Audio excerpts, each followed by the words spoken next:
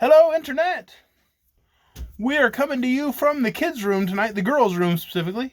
One of them got in a little bit of trouble. She's grounded to her room, and I was like, you can still be part of Oz. We'll do it from your room. So, tonight is chapter 16 of Book 6, The Emerald City of Oz, is the title of Book 6. And the title of chapter 16 is How Dorothy Visited Utensia. If you recall, last night, Dorothy got kind of lost in the woods, and then a bunch of spoons showed up and took her captive, which is apparently a thing. They were the grand army of the kingdom of Utensia, and they have taken Dorothy, Toto, and Billina prisoner. So let's find out what happens. I am sorry. I should not be yawning. Chapter 16, How Dorothy Visited Utensia. There must have been from 6 to 8 dozen spoons in the brigade, and they marched away in the shape of a hollow square with Dorothy, Billina, and Toto in the center of the square. Before they had gone very far, Toto knocked over one of the spoons by wagging his tail. Then the captain of the spoons told the little dog to be more careful or he would be punished. So Toto was careful, and the spoon brigade moved along with astonishing swiftness, while Dorothy really had to walk fast to keep up with it. By and by they left the woods and entered a big clearing in which was the kingdom of Utensia. Standing all around the clearing were a good many cook stoves, ranges, and grills of all sizes and shapes, and beside these there were several kitchen cabinets and cupboards and a few kitchen tables. These things were crowded with utensils of all sorts: frying pans, saucepans, kettles, forks, knives, basting and soup spoons, nutmeg graters, sifters, colanders, meat saws, flat irons, rolling pins, and many other things of a like nature. When the spoon brigade appeared with the prisoners, a wild shout arose, and many of the utensils hopped off their stoves or their benches and ran crowding around Dorothy and the hen and the dog.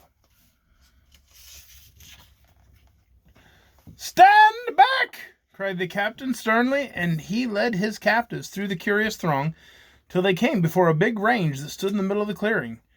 Beside this range was a butcher's block, upon which lay a great cleaver with a keen edge. It rested upon the flat of its back, its legs were crossed, and it was smoking a long pipe. "Wake up, your majesty," said the captain. "Here are prisoners!" Hearing this, King Cleaver sat up and looked at Dorothy sharply. "Gristle and fat, where did this girl come from?" "I found her in the forest and brought her here a prisoner," replied the captain. "Why did you do that?" inquired the king, puffing his pipe lazily. "To create some excitement," the captain answered. "It is so quiet here that we are all getting rusty for want of amusement. For my part, I prefer to see stirring times." "Naturally," returned the cleaver with a nod. "I have always said, Captain, without a bit of irony, that you are a sterling officer and a solid citizen, bold and polished to a degree. But what do you expect me to do with these prisoners?" "That is for you to decide," declared the captain. "You are the king." To be sure, muttered the cleaver musingly. "As you say, we have had dull times since the steel and grindstones eloped and left us. Command my counselors and the royal courtiers to attend me, as well as the high priest and the judge. We'll then decide what can be done." The captain saluted and retired, and Dorothy sat down on an overturned kettle and asked, "Have you anything to eat in your kingdom?" "Here! Get up off of me!" cried a faint voice, at which His Majesty the Cleaver said, "Excuse me, but you're sitting on my friend the 10-quart kettle."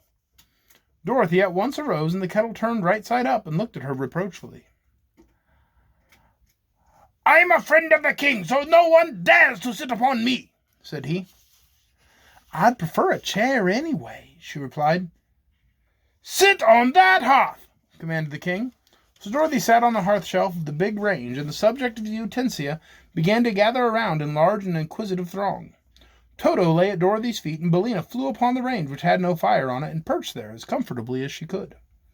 When all the counselors and courtiers had assembled, and these seemed to include most of the inhabitants of the kingdom, the king rapped on the block for order and said, "Friends and fellow utensils, our worthy commander of the Spoon Brigade, Captain Dip, has captured 3 prisoners you see before you and brought them here for I don't know what for, so I ask your advice how to act in this matter, and what fate I should mete out to these captives. Judge Sifter, stand on my right. It is your business to sift this affair to the bottom. High Priest Colander, stand on my left and see that no one testifies falsely in this matter. As these two officials took their places, Dorothy asked, "Why is the Colander the high priest?" This is a terrible pun. "He's the holiest thing we have in the kingdom," replied King Cleaver. "Except me," said a sieve. "I'm the whole thing when it comes to holes." "What we need," remarked the king rebukingly, "is a wireless sieve. I must speak to Marconi about it. These old-fashioned sieves talk too much. Now it is the duty of the king's counselors to counsel the king at all times of emergency. So I beg you to speak out and advise me what to do with these prisoners." "I demand they be killed several times until they are dead," shouted a pepperbox, hopping around very excitedly. "Compose yourself, Mr. Paprika," advised the king. "Your remarks are piquant and highly seasoned, but you need a scattering of common sense. 'Tis only necessary to kill a person once to make him dead, but I do not see that it is necessary to kill this little girl at all." "Well, I don't either," said Dorothy. "Pardon me, but you are not expected to advise me in this matter." "Well, why not?" asked Dorothy. "You might be prejudiced in your own favor, and so mislead us," he said. "Now then, good subjects, who speaks next?" "Well, I'd like to smooth this thing over in some way," said a Flatiron earnestly. "We are supposed to be useful to mankind, you know." But the girl isn't mankind, she's womankind," yelled a corkscrew. "What do you know about it?" inquired the king. "I'm a lawyer," said the corkscrew proudly. "I am accustomed to appear at the bar." "But you're crooked," retorted the king, "and that debars you. You may be a corking good lawyer, Mr. Pop, but I must ask you to withdraw your remarks." "Very well," said the corkscrew sadly. "I see I haven't any pull at this court." "Permit me," continued the Flatiron, "to press my suit, your majesty. I do not wish to gloss over any fault the prisoner may have committed, if such a fault exists, but we owe her some consideration, and that's flat." What was that?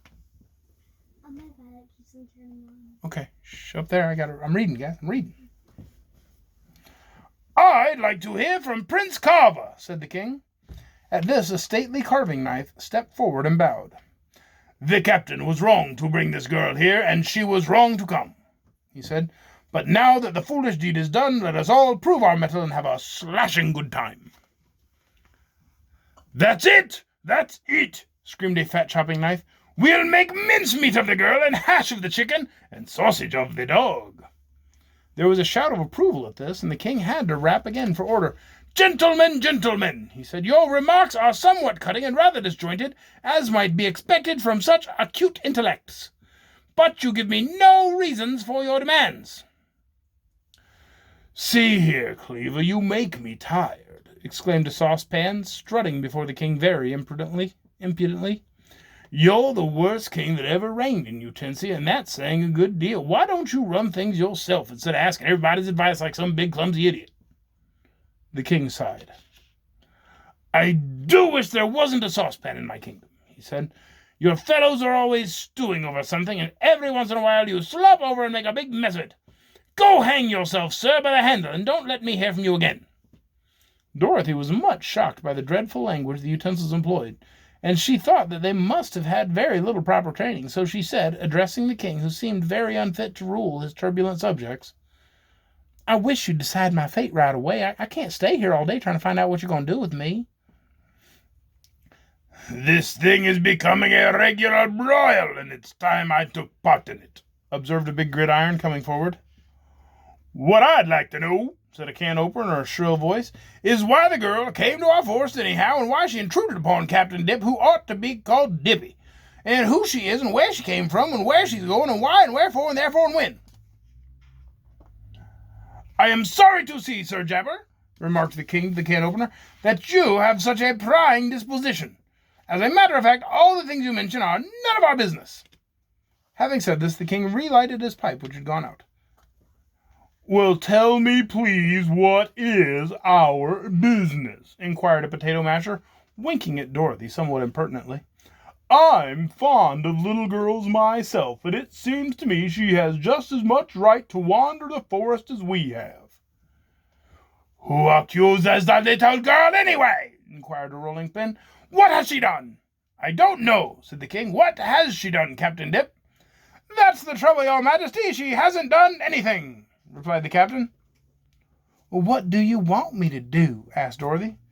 This question seemed to puzzle them all. Finally, a chafing dish exclaimed irritably, If no one can throw any light on this subject, you must excuse me if I go out. At this, a big kitchen fork pricked up its ears and said in a tiny voice, Let's hear from Judge Sifter. That's proper, returned the king. So Judge Sifter turned around slowly several times and then said, We have nothing against the girl except the stove hearth upon which she sits. Therefore I order her instantly discharged.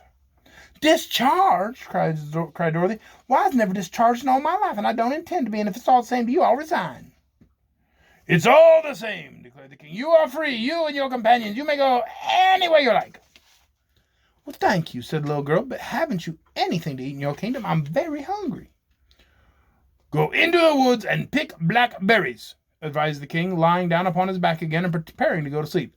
There isn't a morsel to eat in all Utensia that I know of. So Dorothy jumped up and said, Come on, Toto and Billina, if we can't find any camp, we may as well find some blackberries. The utensils drew back and allowed them to pass without protest, though Captain Dip marched the spoon brigade in close order after them until they'd reached the edge of the clearing. There the spoons halted, but Dorothy and her companions entered the forest again and began searching diligently for a way back to the camp that they might rejoin their party. And that was a weird and enjoyable chapter. That was chapter 16, How Dorothy Visited Utensia. And tomorrow night we'll read chapter 17, How They Came to Bunbury. I do hope you'll join us then. I quite enjoy these things. Good night, everyone.